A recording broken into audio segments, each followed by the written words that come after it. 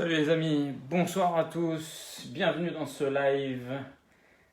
Dans ce live, je vais vous donner 10 points importants pour bien négocier. Avant toute chose, je vous ai mis un lien très important le 22 janvier 2019 à 20 h très précise. Je fais une conférence sur l'investissement immobilier et je vous invite à cliquer, à vous inscrire, laissez votre mail. C'est entièrement gratuit. Pendant plus d'1 h 30, on va faire une conférence globale sur l'investissement immobilier. Je répondrai également à toutes vos questions. Ce soir, on va aborder les 10 points importants pour bien négocier. Et on va commencer par le premier point. Le premier point qui me semble le plus important, c'est déjà, dans un premier temps, se préparer à la négociation. Qu'est-ce que ça veut dire se préparer à la négociation? Eh bien, c'est plusieurs éléments. C'est être sûr de soi, c'est être au top de sa forme. Il faut que tu comprennes que la négociation est un combat. Et donc, si demain tu étais amené à faire un combat de boxe, il faut au préalable que tu t'aies entraîné. Tu ne peux pas monter sur le ring de boxe alors que tu n'es pas au poids, alors que tu n'as pas fait un entraînement au préalable.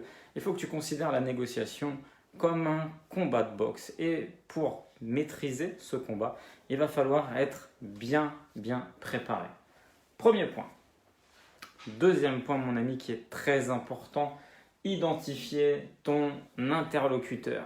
Qu'est-ce que ça veut dire? Lorsque tu vends un bien immobilier, il est où? Par exemple, on va prendre l'exemple type de l'investissement immobilier et d'un bien immobilier. Il faut que tu saches à qui tu parles.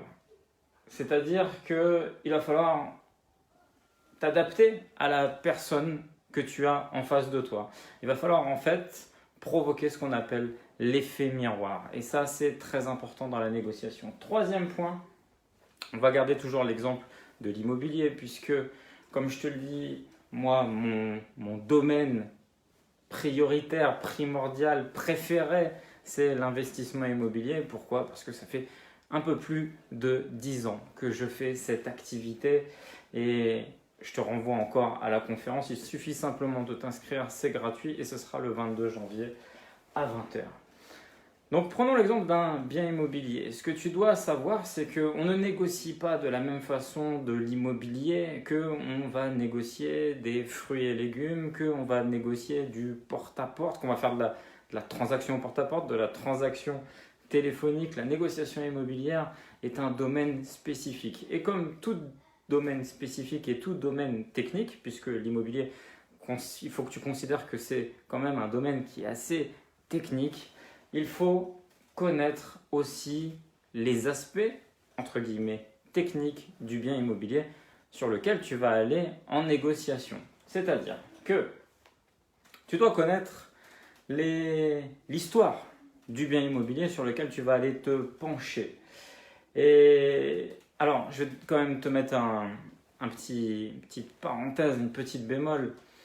Souvent, lorsque tu fais des visites et que tu es accompagné par un agent immobilier, un professionnel de l'immobilier qui est là pour faire la transaction avec toi, il a souvent une histoire, un discours, des arguments concernant le bien immobilier. Et souvent, ce sont peut-être des parades et des choses qui sont peut-être enjolivées. Tu dois aller un petit peu plus loin et tu dois connaître le bien. Et tu dois savoir exactement l'exactitude de ce bien. Qu'est-ce que j'entends par là? C'est tu dois connaître le type de propriété, tu dois avoir sous les yeux les diagnostics, tu dois connaître le maximum d'éléments du bien immobilier. Et pourquoi je te dis connaître un maximum d'éléments? Parce qu'ils vont être un atout de négociation. Prenons un exemple bateau, un exemple simple. Si demain, il y a un diagnostic qui révèle que ce bien immobilier a tel ou tel problème, il peut être, pourquoi pas, un argument de négociation dans ta vente. Si dans le titre de propriété, tu vois qu'il y a une spécificité d'une servitude de passage qui, justement, peut être à moyen terme sur la revente problématique, Tu peux également discuter négociation par rapport aux choses que tu pourrais voir. Et c'est pour ça que je te dis que tu dois connaître un maximum le bien immobilier que tu es susceptible de négocier et donc d'acheter. Quatrième point, identifie le décideur. Demain, tu vas faire une visite d'un bien immobilier, alors que tu sois en visite ou que tu sois en mode toi vendeur et que tu rentres dans une négociation. Il faut que tu détermines toujours la personne qui va être décisionnaire de la négociation sur laquelle tu vas entreprendre ce fait. Pourquoi? Si tu vas chez un vendeur et que tu discutes avec ce vendeur et que celui-ci, tu t'es usé à faire de la négociation avec lui et que dans la finalité, celui-ci te dit « Eh bien, c'est pas moi le décisionnaire, il faudra voir ça avec ma conjointe ou avec la société qui s'occupe de ce bien », tu as perdu du temps. Donc, tu dois très très rapidement définir qui est le décisionnaire de la vente et donc de la négociation que tu vas entreprendre avec cette personne. On va revenir un petit peu à ce que je t'ai dit tout à l'heure, mais il faut que tu notes l'ensemble des défauts du bien lorsque par exemple tu es en visite. Ça va être un atout de négociation. Si par exemple l'allée qui mène dans le pavillon que tu as décidé d'acheter est un petit peu vétuste, que l'électricité n'est plus aux normes, que les peintures sont peut-être à refaire, qu'il y a des choses qui te permettent d'avoir des atouts, des cartes en main pour négocier. C'est très important que tu notes l'ensemble des défauts du bien immobilier qui va te permettre justement d'avoir cet outil et cette astuce de négociation pour baisser le prix. Sixième conseil, il faut que tu négocies avec un budget bien précis en tête. Il ne faut pas lancer des chiffres au vol. Il faut que ce soit vraiment clair dans ta tête, il faut que ce soit identifié. Surtout lorsque toi tu es un investisseur, il faut que tu te dises j'ai un seuil limite de rentabilité et donc ma négociation ne peut pas aller au-delà. Je peux commencer à aller à un certain point, mais je ne peux pas aller au-delà puisque j'ai un cadre qui est fixe et j'ai une rentabilité qui doit être celle qui doit me faire générer des flux financiers, un différentiel positif.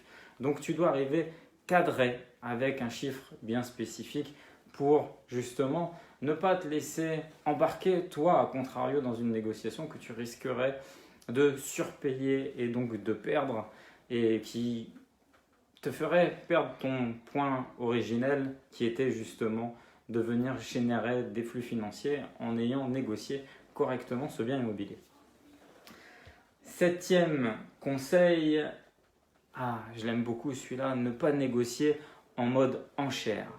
Trop souvent, les gens ont la sensation que l'investissement immobilier, l'immobilier en général, ce sont des patates, des poireaux et on est au marché et on peut se permettre de faire des offres sans cohérence. Une offre immobilière doit être sérieuse, doit être en corrélation avec le bien immobilier, en corrélation avec le marché immobilier, en rapport aussi avec le fait que le bien est depuis un certain temps sur le marché. Bref, il y a beaucoup d'éléments à prendre en compte et ce n'est pas, comme je te l'ai dit, des fruits et légumes. Et ce que tu dois prendre conscience, c'est que tu ne peux pas travailler comme si je faisais des enchères.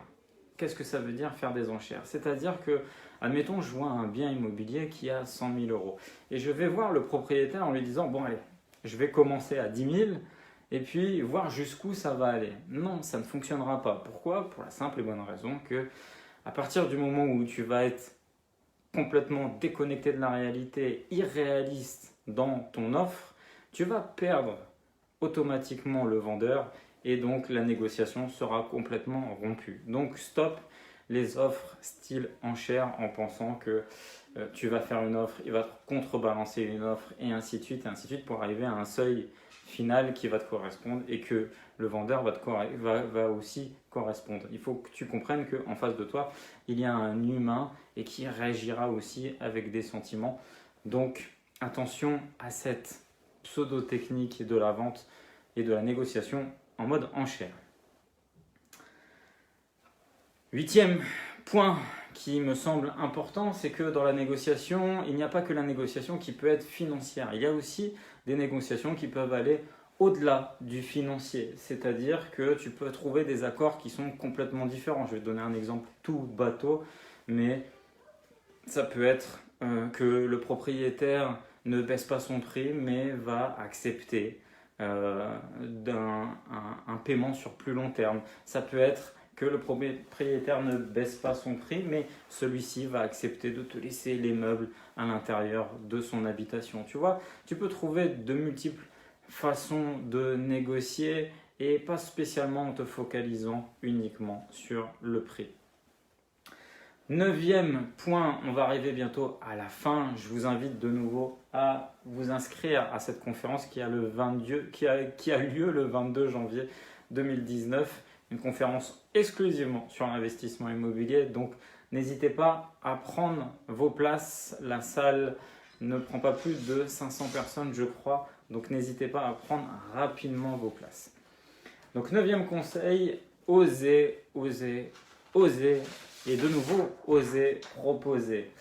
Puisque, bien évidemment, si tu ne demandes pas, comment veux-tu savoir qu'on peut autoriser, accepter ta négociation? Il faut bien évidemment que tu oses demander. Et je peux comprendre que parfois, on rebute, surtout lorsqu'on commence et lorsqu'on se lance dans l'investissement immobilier en se disant « mince, les prix sont tellement énormes que… je ne peux pas me permettre. » Si, permets-toi mon ami et justement ose négocier tout en te souvenant des points que je t'ai dit au préalable, en te souvenant que pour bien négocier, pour faire des bonnes offres, tu dois avoir une cohérence vis-à-vis du bien immobilier que tu vas négocier.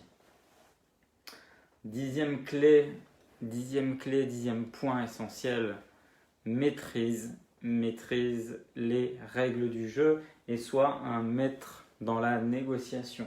Il faut que ce soit toujours toi qui décide de A à Z et qui maintienne la négociation. Tu vois, il faut que tu imagines la négociation comme un fil et ce fil ne doit être jamais rompu. Et c'est toi qui tires ce fil, c'est toi qui laisses du mou, c'est toi qui le tires, toujours de manière à ce que ça réponde à ton avantage. J'espère que cette petite vidéo sur 10 points classiques que tu peux utiliser à bon escient pour négocier dans l'investissement immobilier vont pouvoir t'aider.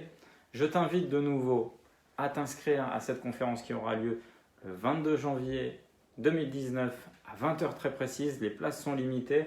Je te rappelle également que je t'ai mis en lien ci-dessous le lien pour le séminaire ImoPro 4, déjà la 4e édition. Nous sommes plus que 200 désormais à être dans cet événement et je t'invite à nous rejoindre très rapidement puisque le tarif est encore à un tarif premium et tu peux en profiter pendant quelques jours encore en paiement en 2 fois. Si ce live t'a plu, n'hésite pas à mettre un like, à le partager un maximum. Rejoins-moi à cette conférence. Je te dis à très bientôt. Bonne négociation à toi. Ciao.